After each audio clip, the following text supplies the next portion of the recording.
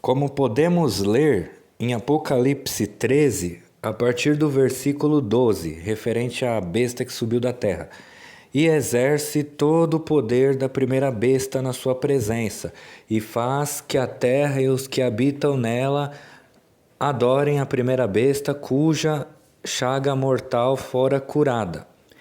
E faz grandes sinais, de maneira que até fogo faz descer do céu à terra, à vista dos homens. Esse descer fogo do céu, né? É literalmente meteoro.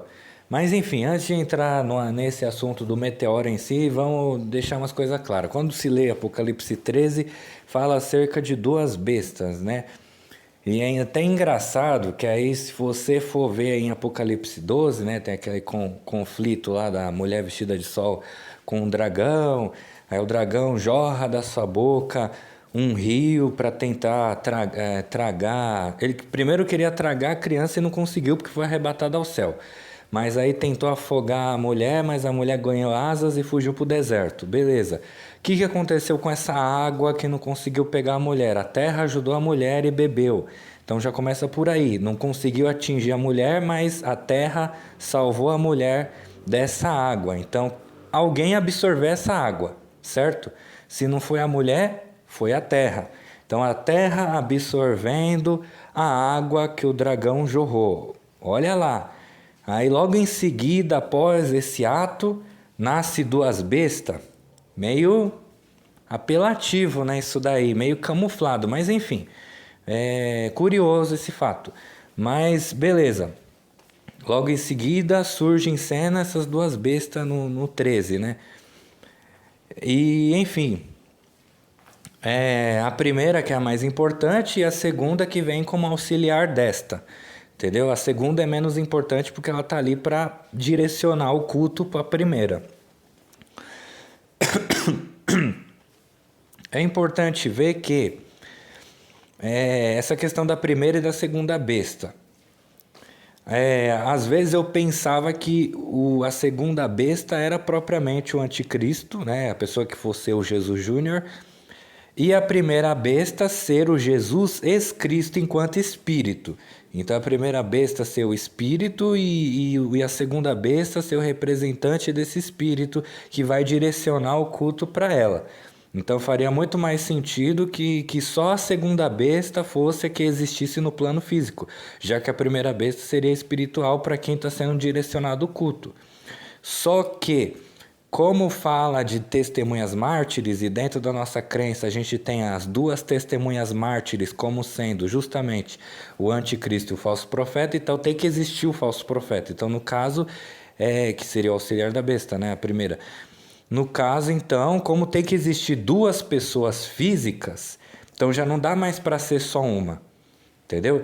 Então, no plano espiritual tem o Jesus ex-Cristo, né? Aquele que um dia foi Cristo.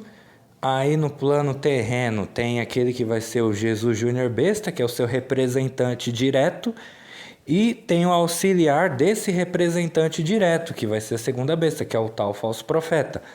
Entendeu? Então, o falso profeta vai direcionar o culto para o anticristo e o anticristo para Jesus ex-Cristo, né? Então é um direcionando para o outro.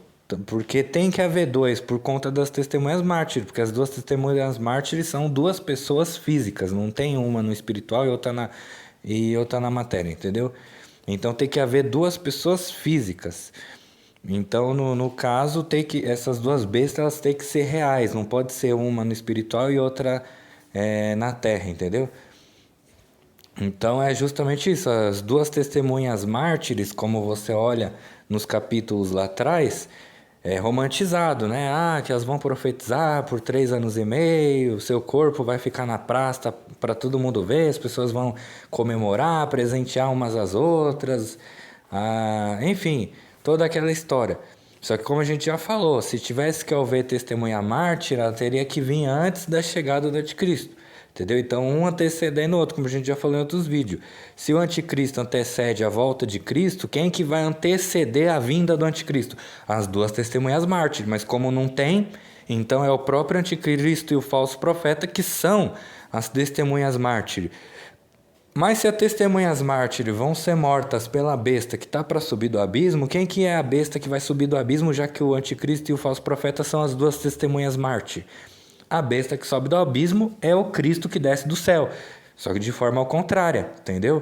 É que ali está romantizado porque vê as duas testemunhas mártires como sendo o aspecto luminoso e a besta que sobe do abismo como um aspecto sombrio.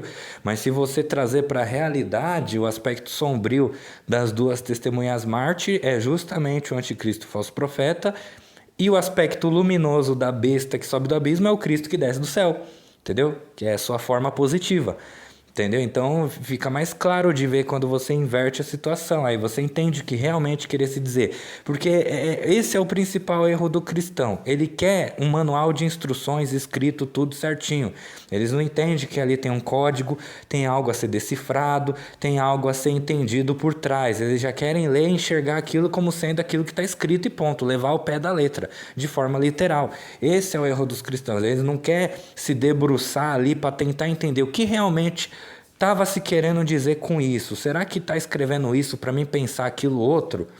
Ou será que é para realmente eu pensar aquilo que de fato está ali escrito? Porque o cristão que leva tudo ao pé da letra não vai aceitar outra coisa que não seja conforme o que está escrito, entendeu? Qualquer coisa que fuja disso, ele já vai achar, vai falar, é o inimigo que está tentando distorcer para me enganar, me ludibriar com coisa que não tem nada a ver. O que é para ser tem que ser do jeito que está aqui, ponto. Não vai aceitar outra palavra que não seja aquela que foi revelada, que não tem essa de sentido por trás do que se realmente estava querendo dizer e tal, entendeu? Para o cristão, ou é ou não é, não tem essa de poderia ser ou ser outra coisa não, entendeu? Para eles não existe essa coisa de uma mesma palavra ter duplo sentido, por exemplo. Ou é aquilo que significa, ou a pessoa entendeu errado sobre aquilo, entendeu? Então é por isso que eu falei que o cristão ele é muito 880. Ou se não é bem é mal, se não é mal é bem, se não está do lado de Deus está do diabo, e só existe esses dois lados para ficar. Aí vem a fé bestiana e apresenta outro Deus, uma terceira entidade envolvida no meio. Aí já complica mais a situação, porque já não bastasse a pessoa ter que escolher entre Deus e o diabo, agora tem a terceira via que é o outro Deus. Então, não necessariamente não estar do lado de Deus significa que você está do lado do diabo. Você pode estar do lado do outro Deus, que automaticamente é contra Deus e contra o diabo também. Não é porque está do lado do outro Deus que significa que está a favor do diabo. Tá contra ele também. Só que também não está a favor de Deus, porque não pode servir a dois Deus. Um você tem que escolher para ser o teu Deus. Então, se Deus não é o seu Deus, o outro Deus tem que ser. Não dá para ficar numa posição de ateu. E até isso era um dos motivos que eu queria estar falando, porque às vezes o ateu ele não acredita em Deus, mas aí que tá. Ele não acredita em Deus ou ele não acredita em nenhum Deus? Perceba a diferença em nenhum Deus, porque não acreditar em nenhum Deus é um negacionismo total de não aceitar nenhuma divindade como sendo o divino supremo, entendeu? Então ele nega toda espécie de divindade, entendeu? Quando o ateu ele não aceita nenhum Deus, é nenhum Deus mesmo. Agora, se ele rejeita Deus, isso ainda dá brecha para a possibilidade de ele aceitar o outro. Então, às vezes, ele é ateu em relação a esse Deus, mas em relação ao outro ele acredita. Então tem que ver a posição do ateu, se é em relação a toda espécie de divindade ou se é em relação a essa divindade específica. Se ele é só contra Deus, então ele pode estar ainda a favor do outro Deus. Agora, se ele nega também o outro Deus, aí ele não é a favor de divindade nenhuma. Só que aí que está surgindo outro Deus, ele já meio que te obriga a você tomar uma posição. Você não pode ficar sem Deus na sua vida, porque você tem que escolher um Deus para quem servir, prestar culto e para ser o Deus da sua vida. Aquele que você aceita como sendo seu criador. Entendeu? Então, o outro Deus, ele já surge nesse meio como, olha, existe concorrência, não existe só um, você não é obrigado a só um por aceitar só um porque só te apresentaram esse para você, entendeu? Então, o bestianismo já vem como abrindo essa possibilidade para algo que não existia na cabeça do homem, das pessoas, porque eles só podiam conceber a existência de um único Deus. Agora que você apresentou outro, e que de fato esse outro também existe, aí o ser humano já fica numa posição de escolha. Peraí, quem que eu tenho que escolher? Entendeu? Porque o outro também é real. Entendeu? Só que para mim aceitar um, eu já tenho que negar o outro. Eu não posso servir os dois ao mesmo tempo e nem aceitar os dois. Não tem como os dois ser da sua vida. Tem que ser só um. Então, você vai reautoafirmar: esse aqui é meu pai e sempre foi e não tem outro. Beleza. Mas se você não reconhece esse como sendo seu pai, alguém vai ter que ser, porque órfão você não é. Órfão você não é, você é filho de alguém. Precisa saber puxar a paternidade para saber quem é seu pai. Se esse cara que tá aí, você conhece ele como único pai, você não pode ficar órfão. Você tem que saber de quem você é filho. Entendeu? Agora surgindo a possibilidade de existir outro Deus, agora você já sabe que pode ser filho do outro. Você só tem que descobrir isso, se você é filho do outro. Aí você vai se encontrar nesse outro Deus, que outrora você nem sabia da existência dele, até a fé bestiana vir trazer à tona. Entendeu? Então, se a fé bestiana vem, é justamente para confirmar isso, para mostrar que, ó, não é só esse Deus que existe, não, tem esse outro aqui também. Se você não se identifica com esse, se você não se encaixa com esse, tem esse aqui que você pode se encaixar. Mas uma coisa é certa: sem Deus você não fica. Um dos dois você vai ter que ser. E ainda que você se diga ateu, você vai acabar aceitando um dos dois Deus. Para mim, ateu não existe. É uma questão de escolha do ser humano não querer reverenciar a Deus de forma inconsciente, vai. Porque o religioso, ele tem consciência da deidade que existe. Já o ateu é como alguém que não tem consciência ou que escolheu fechar os olhos, tá ligado? Ele é influenciado de qualquer forma pela divindade, não tem como isso, porque como falamos, Deus vai descer para a terra. E você acha que ainda vai ter ateu, vai ter gente duvidando? Não vai. E ainda que se afirme ser o tal, é como eu falei, vai ter que aceitar a marca. Aceitou a marca, pode dizer que é ateu. O fato, vamos supor, a pessoa se diz ateu. Eu sou ateu, eu não acredito em Deus. Beleza, o que esse 66 na sua testa? Você já fez sua escolha. Então, por mais que você afirme com a sua boca que não acredita em Deus, pela sua atitude você já reafirmou qual Deus você escolheu para sua vida. Entendeu? Pela sua marca na testa. Então, se você escolheu a estrelinha, é do Deus daqui. Se você escolheu a cruz dupla, então é o Deus de fora. Então, mesmo que você não confesse com a sua boca que acredita em Deus, pela sua atitude você já se entregou. E é por isso que a gente reafirma: tem que haver esse negócio do todo mundo ser marcado por uma das duas marcas na testa, entendeu? Para justamente ter essa identificação, entendeu? Se a pessoa quiser continuar ateu, problema, entendeu? É o que eu falei, o que conta é a atitude, o que conta é a ação, entendeu? O que a pessoa carrega de rótulo é budista, é ateu, é não sei o que lá, é macumbeiro, é o que for, não interessa, entendeu? Não é esse o ponto, a questão é marcar as pessoas com um dos dois selos, entendeu? Porque é o selo que vai entregar a pessoa para saber de qual Deus ela entregou a vida, entendeu? Então, para nós não interessa rótulo, o que você faz ou deixa de fazer na sua prática espiritual. Isso para nós não interessa. A questão é o Deus que você escolheu. Entendeu? Porque aí quando todo mundo tiver selado, é aí que é o Paranauê global vai acontecer, que é o tal do Apocalipse. Entendeu? Que é para quem escolheu o outro, vai descer castigo e ira. Para quem escolheu esse daqui, vai ser criado um campo de força para ser protegido até as coisas acabar e, enfim, e a paz reinar na terra.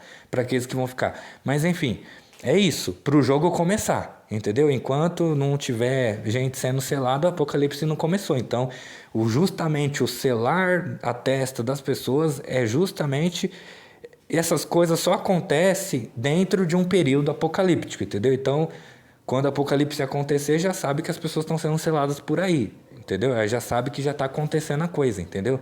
Que já não é mais segredo para ninguém, é só ler o livro que está lá, entendeu? Então você vê, olha que engraçado, o bestiano ele vai ser visto como alguém que é meio certo e meio errado. Por que meio certo e meio errado? Ele é meio certo porque ele é contra o diabo, mas ele é meio errado porque ele é contra Deus.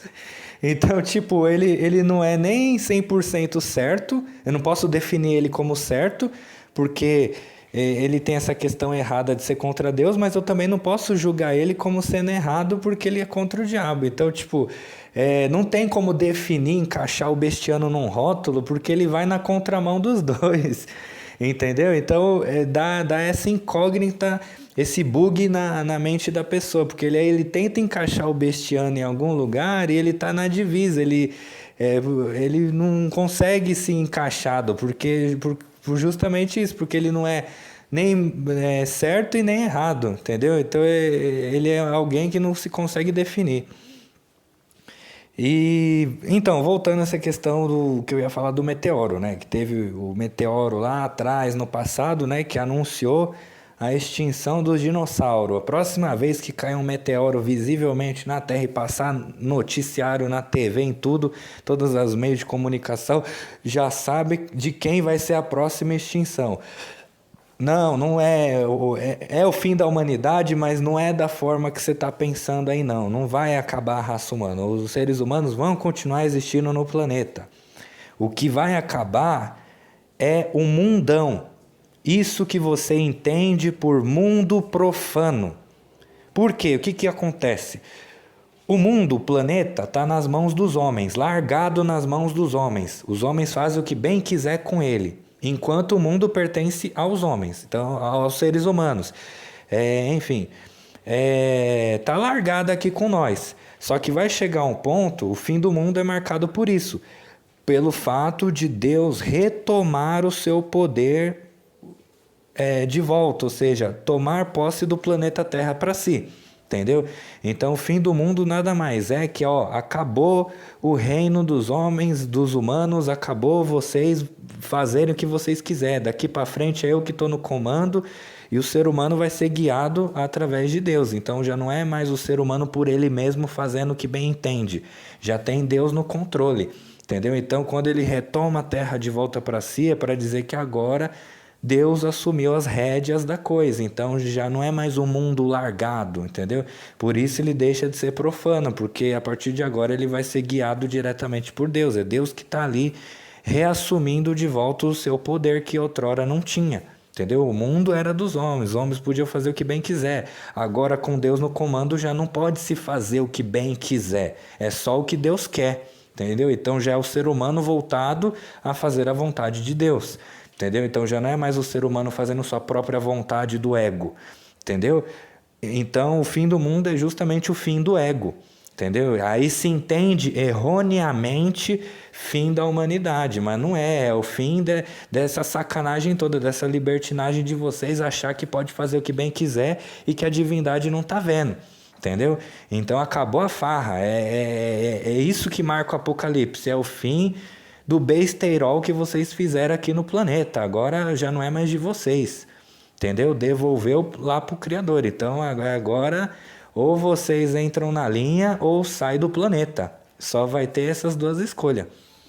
Aí se entende o motivo dos meios de comunicação, da mídia, de todo o geral aí, apoiar o Jesus Júnior. Por quê? Porque eles não querem que esse mundo que nós conhecemos hoje acabe. E como eu falei, Jesus Júnior ele vem para representar esse velho sistema que precisa ser destruído. Ele é o próprio sistema. Então quando Deus vem é justamente para botar um fim nisso, entendeu? Para destruir o que tem mantido as pessoas nessa escravidão, é acabar com tudo, entendeu? Então ele vem para representar exatamente aquilo que precisa ser libertado, entendeu? Então a morte do Jesus Júnior é visto como um júbilo, porque ele bota um fim, um ponto final nessa história, entendeu? Porque dali em diante não haverá mais guerra, não haverá mais dor, não haverá mais nada. É o mundo utópico finalmente alcançado, que antes era só uma esperança adiada para um futuro distante que não acontecia, agora esse futuro de fato chegou. Já não é mais um futuro, é o aqui e agora, entendeu? Então trazer esse futuro para o presente é concretizar ele, não ficar idealizando para uma coisa que nunca vai acontecer, entendeu? Só ficar naquela coisa, tomara que um dia aconteça. Não é tomara, o dia é hoje, o dia é agora, o dia do Senhor, como fala, né? Terrível e glorioso, entendeu? Então é esse dia que a gente está querendo que chegue, o último dia, entendeu? Então o negócio é muito sério.